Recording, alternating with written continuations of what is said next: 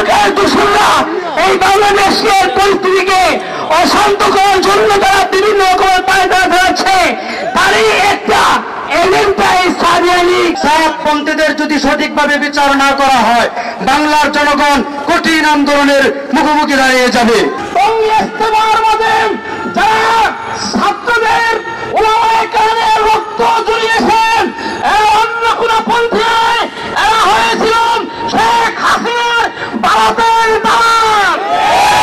সুতরাং কোন ভারতের দালাল আবার নতুন করে শেখ হাসিনা যাওয়ার পরে ইস্তেমার নামে, সাতপন্থীদের নামে বাংলাদেশে কোন ইস্তেমা করতে দেওয়া হবে না ইনশাআল্লাহ। এই বাংলাদেশে কোন সাতপন্থীরা ঠাঁই পাবে না, এবং এই বাংলাদেশের ভিতরে, এই বাংলাদেশের কোন জমিনে, কোন এলাকায়, কোন থানায়, কোন গ্রামে, কোন গঞ্জে, কোন ইউনিয়নে, কোন মসজিদে সাতপন্থীদের কোন ঠাঁই দেওয়া হবে না। আমি আবার সম্মান করে বলে দিতে চাই, ওই গুন্ডা ওয়াসিম, ওই গুন্ডা আব্দুল্লাহ, ওদেরকে 24 ঘন্টার ভিতরে গ্রেফতার করে জেলখানার ভিতরে ঢুকানো হোক। সাতপন্থী তারা কত দুষ্টতা দেখিয়েছে।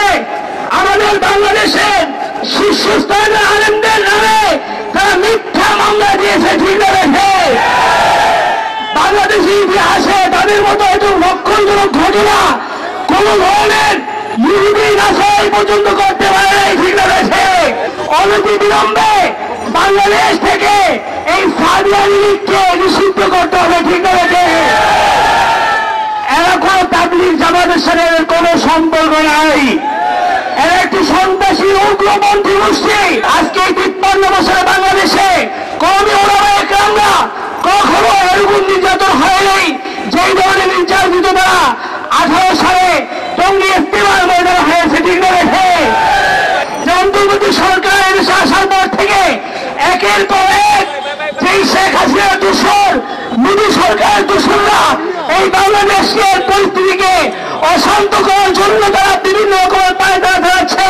তারই একটা এজেন্ডাই সাদিয়ানি এই বাংলাদেশে কায়েম করতে চায়। তাবলীগ কিসে তাদের টঙ্গী ইস্তেমা, কিসে তাদের আমাদের কাকরাইল মসজিদ, কোথাও বাংলাদেশের কোন স্থানে কোন মসজিদে তাবলীগের নামে একটা সুসংগঠিত একটা হক্কানি দাওয়াতের নামে তাদেরকে কখনো বার হতে দেওয়া হবে না, ঠিক রেখে। একটি ভণ্ড তারা নিষিদ্ধ ঘোষিত একটি জঙ্গি সংগঠন, ঠিক রেখে।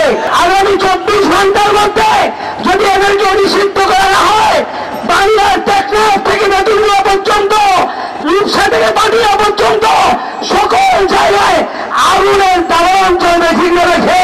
অন্তর্বর্তীকালীন সরকার 75 জন আলেম আলেমের রক্তের মধ্য দিয়ে এই সরকার গঠন হয়েছে। জাতীয় মসজিদ বাইতুল মুকাররমের খতিব হিসেবে সর্বজন সক্রিয় মুফতি আব্দুল মালিক সাহেবকে তারা নির্বাচিত করেছেন।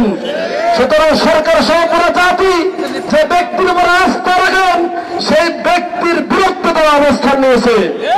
তাই নয়, এই দেশের সর্বজন গ্রহণযোগ্য দ্বীনী এবং ইসলামী সংগঠন হেফাজতে ইসলাম, যারা বারবার ইমানের পরীক্ষা উত্তীর্ণ হয়েছে, সেই হেফাজতে ইসলামের মাননীয় চেয়ারম্যান আমিরের হেফাজতের বিরুদ্ধে তারা মামলা করেছে।